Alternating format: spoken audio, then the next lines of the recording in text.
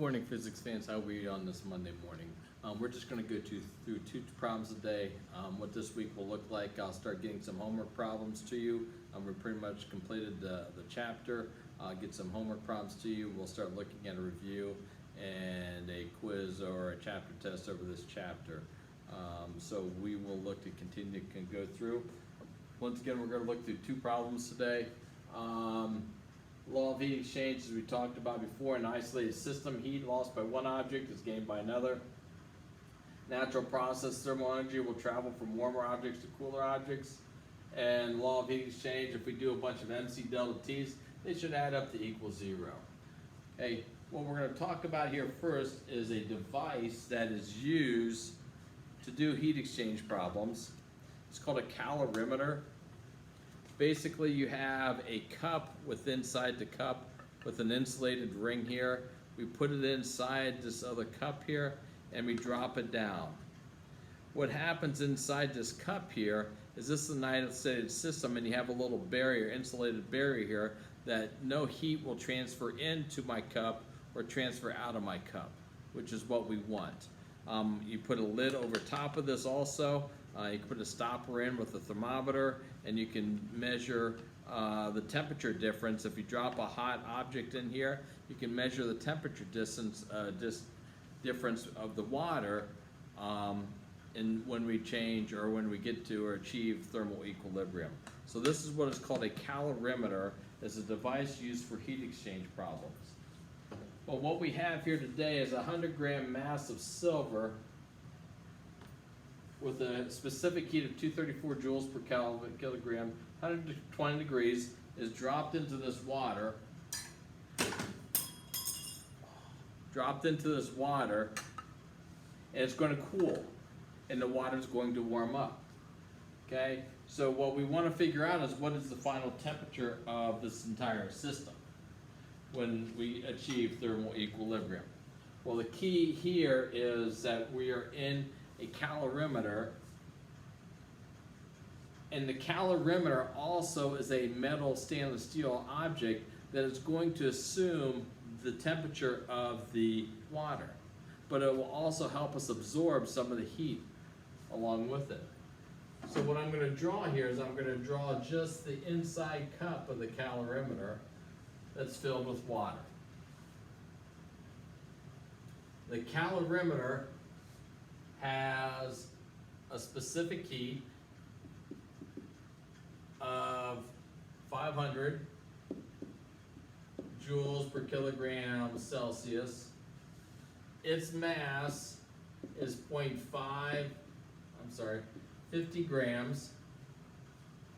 And its initial temperature is going to be the initial temperature of the water because they will achieve a thermal equilibrium.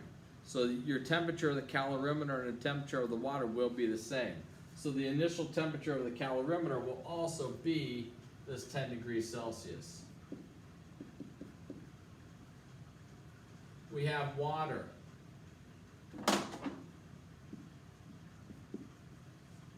And the mass of the water is 750 grams.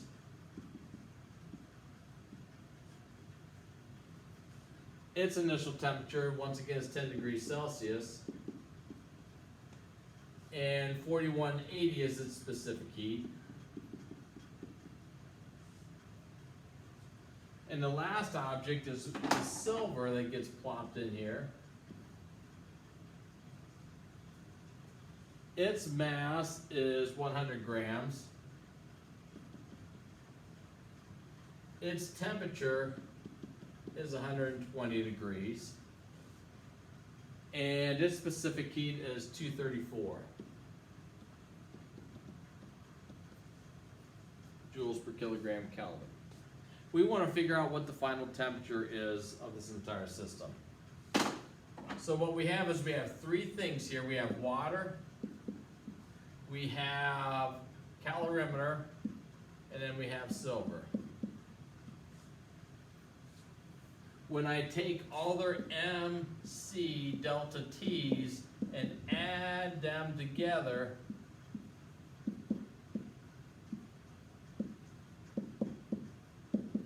they should add up to equal a value of 0 by the law of heat exchange.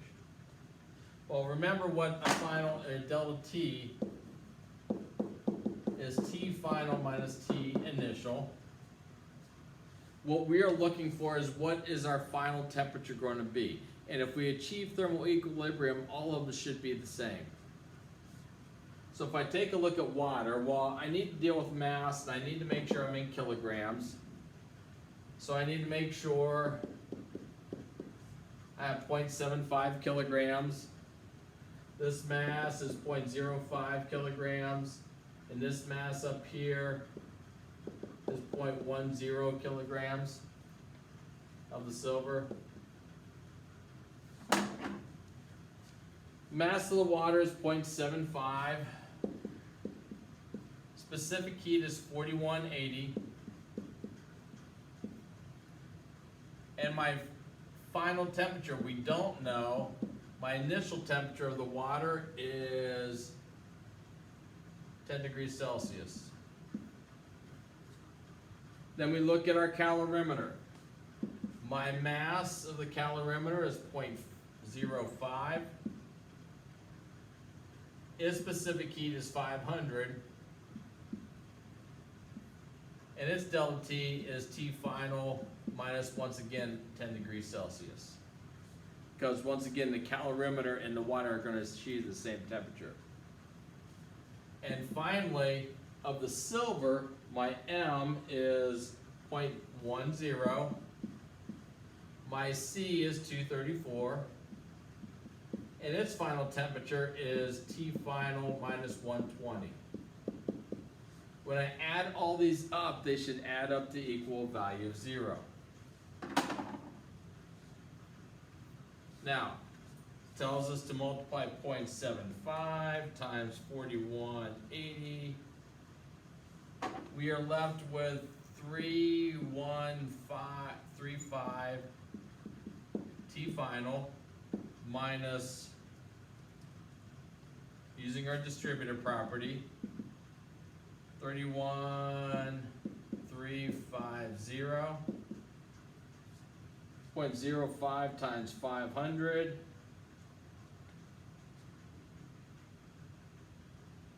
.05 times 500, I get 25.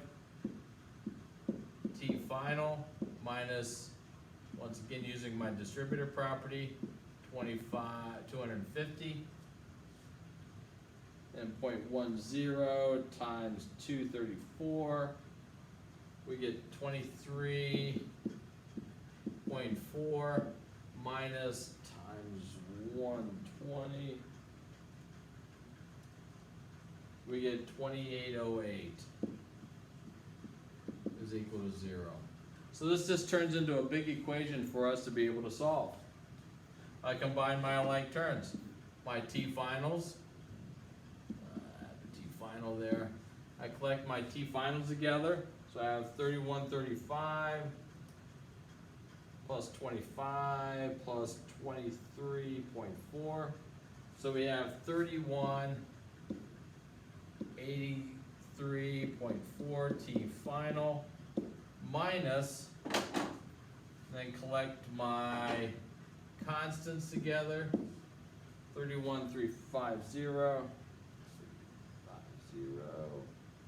plus 250 plus 2808. We get 34408 is equal to 0. We can add and add the 34408 and then divide by our coefficient. So we have 34408 divided by 3183.4.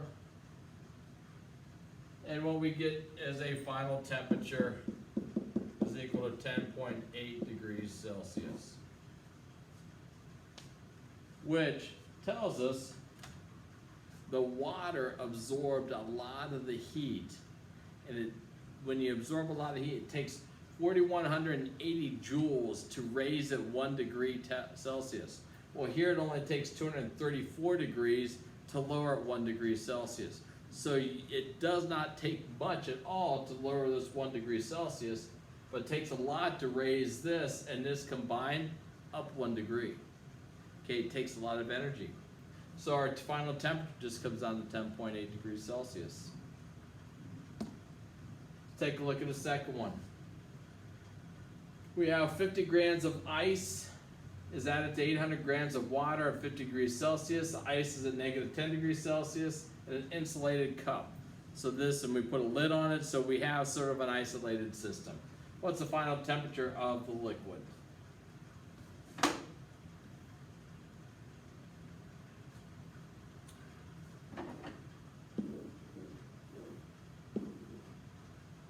So we have an insulated cup. We have 800 grams of water.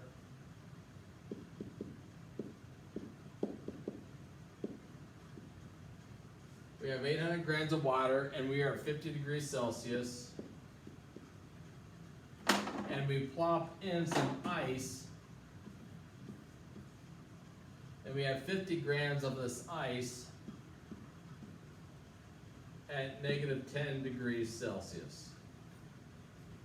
Well, what will probably happen is the ice will eventually melt. The ice will eventually melt and we'll get a temperature. We want to know what that temperature is.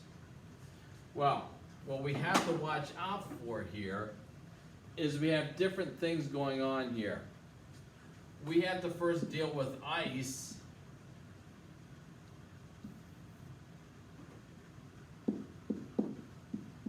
We have to go from negative 10 degrees Celsius to 0 degrees Celsius. We then have to take ice at 0 degrees Celsius and change it into water at 0 degrees Celsius. And then this water that is at 0 degrees Celsius, we have to take to a final temperature.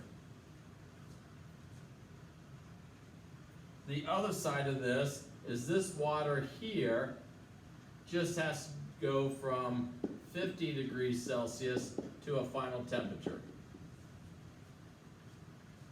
But if I keep this in an isolated system, they should all add up to equal a value of 0. Well, what we have to look at first is, once again, this ice going from negative 10 to 0. So we have ice, which is MC delta T. Then we have ice to water at 0 degrees Celsius, which is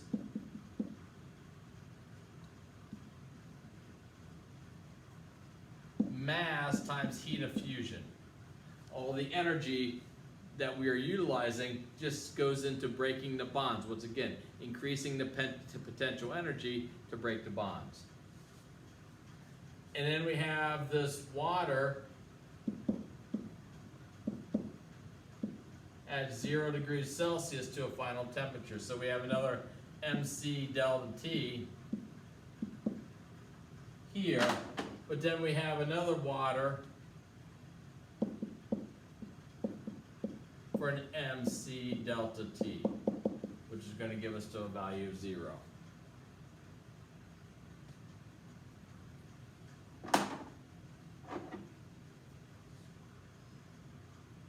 So we take a look at ice. We start out with 50 grams of ice, which is 50 grams gives us 0.05 kilograms. We have ice, which is 2060.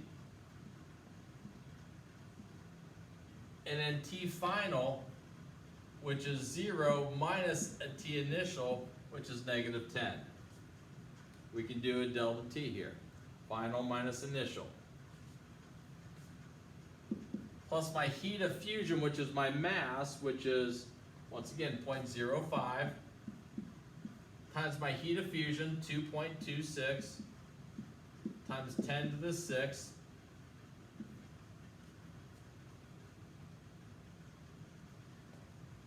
then this water, 0.05, now this water, so we have to go back to our specific heat of water, 4180.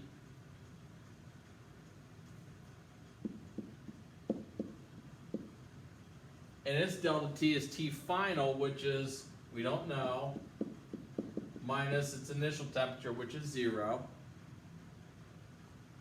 And then the original water is an MC delta T. So we have 0.8 kilograms, 4180 times T final minus 50. And that has to add up to equal 0. Once again, this 800 kilograms is 0.8 grams. So this turns into a pretty big equation to be able to solve.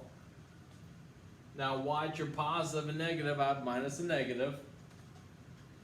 So we have 0.05 times 2060 times 10. Oops.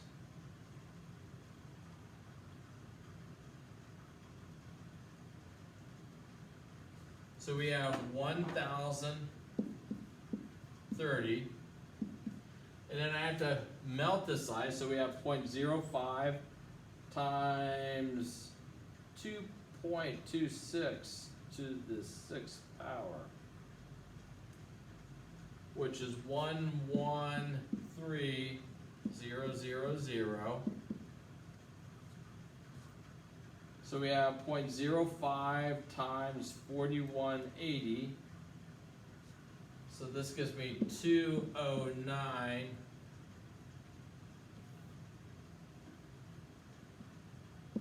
T final. And then I have to distribute, but I'm just multiplying it to 0, so I have minus 0. And because my water that I'm melting starts at a value of 0. Once again, I go from ice at 0 to water at 0. Then we have 0.8 times 4180. This gives me 3344 T final minus times 50, 167,200. And that adds up to equal 0.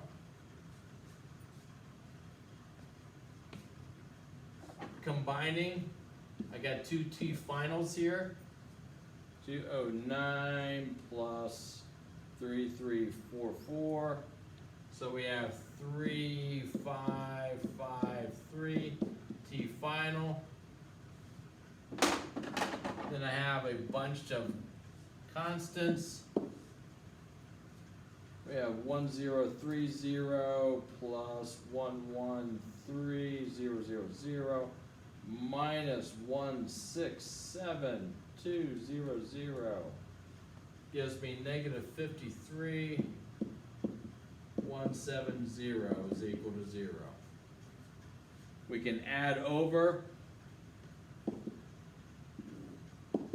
our constant and then divide by the 3553.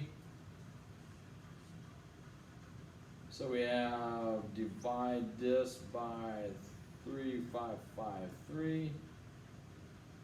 And what we get is a final temperature of 14.96 degrees Celsius.